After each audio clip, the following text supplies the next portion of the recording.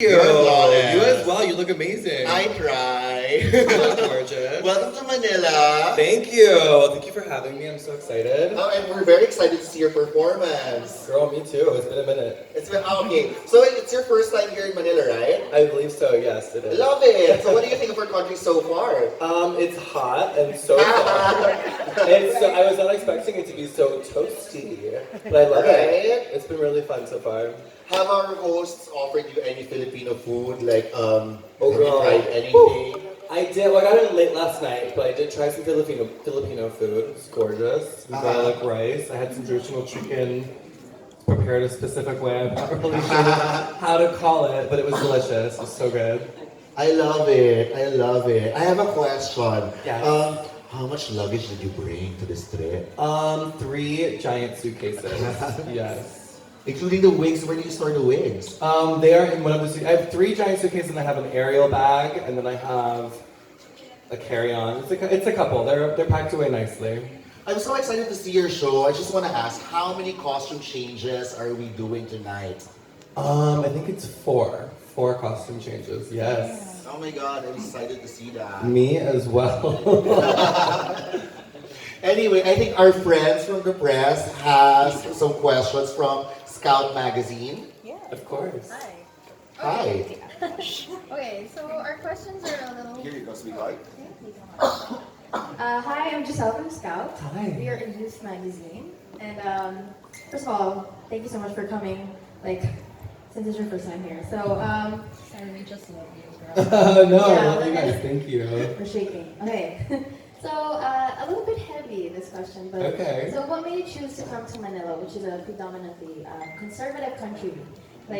What made you want to bring such an openly risque show to some place like here? Well, I think that's probably the best place to bring it, right? I mean, I think that probably makes the most impact bringing it to places unexpected. I myself come from a very traditional background, very conservative. I'm from the Bible Belt in the States, Georgia, which is super religious. And so I've had to kind of do this my whole life and kind of combat stereotypes or stigmas or prejudice or whatever it may be. So I think this is the most, I feel home being subversive and being a bit punk is kind of how I got my start. So it feels natural to me. That's so cool. Speaking of subversiveness, so we actually think it's pretty brilliant that you're able to use corsets, which historically is kind of a restrictive type of item. Oh, yes. And then you're using it for something so empowering, like your shows and your art. And we just want to ask, what are the ways that a corset empowers you and secondhand your fans? Well, for me, it kind of reminds me to be present, and it's kind of it almost feels like a hug. So it helps with my posture, and it helps me to be present. It reminds me to be, presenting my best self, which is really what glamour is about. So it all kind of is intertwined like that for me. And it is, for me, it gives me confidence. It really transforms me into something that I'm kind of greater and more impactful than I usually am. I think it traditionally has always done that for people, and I think it can for fans or viewers. I love corsets, but I love taking them off even more. So it's just a very beautiful piece for me, and if my fans can appreciate it, either by looking at me wearing them or by wearing them themselves, and that's amazing. That's cool. Can I ask one more Go question? ahead. Sorry. You're good. Go ahead. Yeah, so I know that you toured with Dida in Yes. the past, yeah. So we just want to ask, what's the most memorable lesson you learned from her? And maybe, I don't know, if she learned something from you too, if you know her. What have I learned from Dida? She's such a businesswoman. I think I learned how to kind of take my business a bit more serious and to kind of preface myself as a business person. I kind of was raised on the artistry of it, and that's kind of what interests me in performance and in drag. When you get to a certain level, you really have to start taking yourself more seriously and kind of treating your work more seriously, and I think Dida is a really, really good example of that. And so I've learned a lot about show business from her. And then from me, she actually started using my corset maker. So I hooked her up with my personal corset maker in Atlanta, House of Cami. So I don't know if that's learning anything for me, but she definitely has we both have a mutual appreciation for our love of costuming. So we definitely kind of share that together. Thank you so much. Yes. Alright, we have a question here from Jeff from ABS-CBN. Of course. Hi, Jeff. Hi Violet, welcome to the Philippines. Thank you. The Filipinos are very big beauty pageant fans. What can you say about the recent Miss Universe pageant?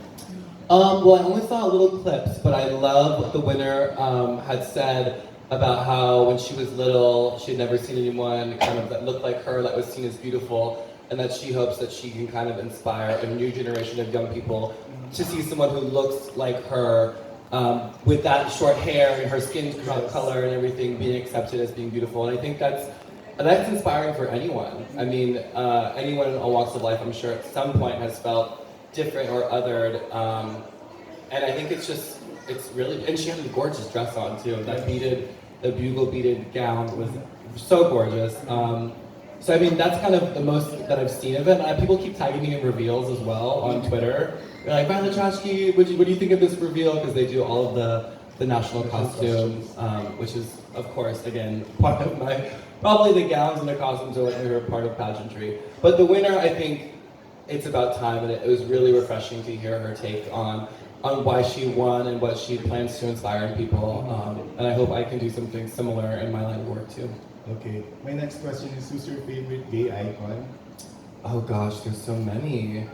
I have so many. I like Lee Bowery, is a huge. I like Mr. Pearl. There's so many. They're all so good. Boy George, Madonna. Yes. I mean, I could just go on and on and on and on and on. And my last question is, if you have a one day off to be spent here in the Philippines, where would you go? I want to get into the more traditional Filipino culture. Like, I want to see maybe some historic landmarks. I don't know if there's some sort of like theater show. Like, I love going to other places and seeing performances and seeing theater and seeing kind of what traditional performance would look like. So I don't know where that would be.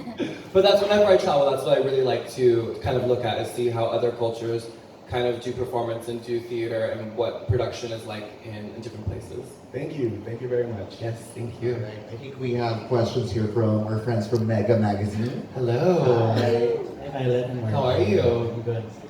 I'm just gonna ask, how would you say your drag has changed, or drag in general, after your drag race run? Ooh, okay, well my drag has definitely gotten much better since I won Drag Race. I think watching yourself on TV, you kind of understand your body and your face and what works and what doesn't a lot better. So I think I've definitely become way more self-aware. I definitely have more budget to kind of make my vision a reality. And then drag in general, I feel like it's gotten worse. Right? I mean, you have to have the yin and the yang.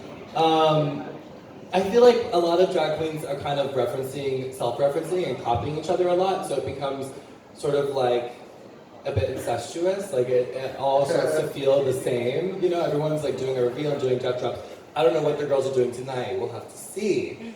But I really appreciate drag queens that kind of stand out and stick to their own and kind of walk their own path and march to the beat of their own drum. So. And I think it's more and more rare to see that happening, especially in modern drag. So that's what I look for when I'm looking at another queen. To add to that, from Gaultier to Moschino, you're always serving looks, like on the runways or on the streets. Who are your top 3 designers, and how do they relate to your personal aesthetic? Ever? Top 3 ever. I would say Mugler, Terry Mugler. I think I'm like definitely a Mugler woman. Strong, confident, fierce, angry, sexy. I think all of those qualities are the qualities that I really look up to in women. And I think Terry Mugler did a really good job of sort of portraying that through his designs. Gaultier, I think, is like such a important queer and political icon in the fashion world, especially in the 90s. I think he's been punk his whole kind of career, especially being sort of like going against the traditional fashion system and only showing couture now. I think there's something really powerful about just doing whatever you want. And I think the fashion world is so regimented and the schedule is so crazy and they show so much. And so for Gaultier to be like, you know what, I only want to do what I want to do is really empowering and really cool. And I think that resonates with me a lot. I mean, and he's also just iconic. What's the third one? I think Jean Galliano, when he was at Christian Dior. I think just the level of glamour and beauty and artistry and sort of opulence that was being served at Dior will always be inspiring for me. And lastly, what are your top 3 fashion items that you cannot live without? A corset for sure. I'm just gonna lump that in with lingerie. I'm gonna put that. I'm gonna use that as one lingerie, but the corset is definitely included in that. I think a good pair of leather shoes is super important. And then gloves because I hate wearing nails. You know. Right? Okay, I think we have a question here from, hi sir, what's your name? Ron from Manila Times. From Ron from Manila Times. If you would have a fashion line, how would it look like? I thought about this a lot. It would be super glamorous. If I did a clothing line, it would be super glamorous. I think it would be high street, so it would kind of be accessible but not too accessible. Something that people could still afford but would still be a special piece. I love embellished things, I love beaded things, I love corsetry. There's so many inspirations. I mean, this is like a really big question. I think I have a really clear idea of what it would be like, and you'll just have to wait and see. Any more questions? Hi. Hi, ma'am. She's busy on her phone. Okay, gonna ask for her. Hi. Hi, Violet. Hi. Can we go a little bit deeper? Okay, let's go deep. Okay. Before you became Violet Chachki, Uh-huh. who is Jason Darno? Oh. Yeah, we are going very deep. Who am I before I was who I am now? Yeah. Well, I went to Catholic school as a child. I was raised Catholic, which is what I was kind of talking about earlier with being raised in a very traditional and conservative environment. And so I kind of started to rebel, is sort of like how I got to where I am now. I don't know, I was always a weird kid. I was always like getting in trouble. I was a big troublemaker. I was always standing out. Yeah, I mean, I was just a little punk. I don't know. I still am in my own way. I don't know, I think I'm still kind of learning exactly like who I am outside of stage is and kind of it's always constantly evolving. So, That's the question. no, it's just, of course, you said, you told us a while ago that you were learning about yourself. So, how did you come up, or did you come up to become, I want to become Violet Chachki? What makes you decide? Of course, there's a lot of challenges and then criticism. As we all know, society is not as open as you want to be. So, what are your challenges? And then how you overcame it? I think the reason I wanted to become who I am, I think drag is like escapism. I think it really allows you to kind of escape who you are and become who you want to be. It's about glamour and creation, and I think it's one of the most creative things you can do. And I think I just needed an outlet to kind of channel all of my inspirations and all of my aspirations and wants and desires into like one persona. I don't know, it didn't used to be so challenging. It used to be just really fun. I would just get dressed up and go out and go get free drinks and get lots of attention. And that's sort of like what started it. And it was like an escape for me. And it was super empowering. And using glamour and beauty in a way that's super empowering was kind of what started it. And that was kind of how I overcame any obstacles, is through drag. And then of course, as I got more and more notoriety from it, it definitely presented new obstacles, which I'm constantly learning to overcome. Thank you. Yes, thank you. Okay, we're down to our last 3 questions. Yes, sir. Hi, Manila. My first question is, how old were you when you started dressing up? I can remember being very, very young and dressing up in the privacy of my own home as a kid. My parents were away, probably maybe 10 or 11. But then I started going out when I was 17. So I left the house the first time at 17 years old. Okay, who is the most difficult character you dress as? The most difficult character? Yes. Well, I don't really do characters that much, but I'm pretty difficult. But I once upon a time did a Marilyn Monroe impersonation, which was challenging. Okay, thank you. Thank you. Okay, second to the last question. So, hi Violet. Hi. So, how does it feel to be able to openly be a drag queen with people supporting your decision? I mean, it feels pretty normal to me. I feel like it should be normal to everyone. I don't think it should be like a big deal at all. My next question is, Okay, she has a follow-up question. last, have you ever considered to wear like sexy dress or sexy attire? Never. Thank Okay, you. we have a question here. Hi, my name is James, and I have watched your season, I think, thrice. Okay. And I just like to know what is the lesson that you learned during the patch? I mean, during the show, and what is the experience that you can share to us? Well, on the actual show on Drag Race, I think I learned a lot about show business and production, like actually being behind the scenes of a major TV show. And I mean, I don't know if that's what you want to hear, but I think that's kind of really the takeaway that I learned. I definitely, seeing myself on screen, I can kind of learn a bit more about what works for me and what doesn't in my appearance and also in my attitude.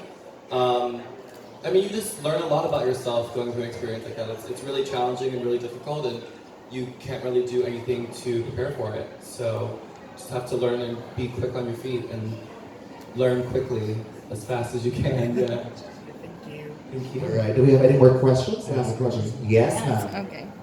Okay. Hi, Violet. So I just really want to say, like, I'm such a huge fan of your season 8 finale look. Like, Thank you. I just, yeah. Yes. I mean, when I saw her, I was like, oh my god, it's Violet. It's motherfucking Violet. Yes. So anyways, I just want to ask, since like you're one of the youngest contestants in your season, how has drag changed ever since you entered Drag Race? Because, you know, Drag Race has reached this worldwide variety, and, you know, drag all over the world, I think, has changed somehow because of it. So, I think it's changed for the better and for the worse. Like I was saying earlier, I think it's become a bit commodified. But with that being said, I think it's reaching so many more people, and that's kind of one of the really, really good things is that people are seeing us as real artists and individuals, and I think it's spreading awareness and acceptance. And I think that's sort of RuPaul's message, is self-love and acceptance. And I think it truly is working, and it's reaching people all over the world as I'm here in the Philippines. And I think that's one of the biggest things that I've noticed is I get to meet a lot of young people all over the world, and they get to tell me messages of strength and inspiration and how they've overcome adversity or kind of figured out who they were as a person through drag or through the television show. So that's definitely been the most impactful part of it. okay. My last is, since drag has hit the mainstream, like, what are you looking for in terms of like baby drag queens, not even who want to participate in Drag Race or just do drag in general? Like, what are you looking for? I think just originality. I think just originality, conceptualizing something that has not been done yet. I think it's really, really hard to create something new. There's been so many things that have been done in the past, visually and performance-based. So anyone who can conceptualize something new is my hero, is super refreshing. Thank you so much, Alex. Thank you so much, Violet. Thank you, Those are guys. wonderful words. Yeah. Thank you so much, everyone. I think that sums up our press conference. Yes, thank you. Enjoy the show, everyone. Thank you. Bye. Thank you, sweetheart. See you.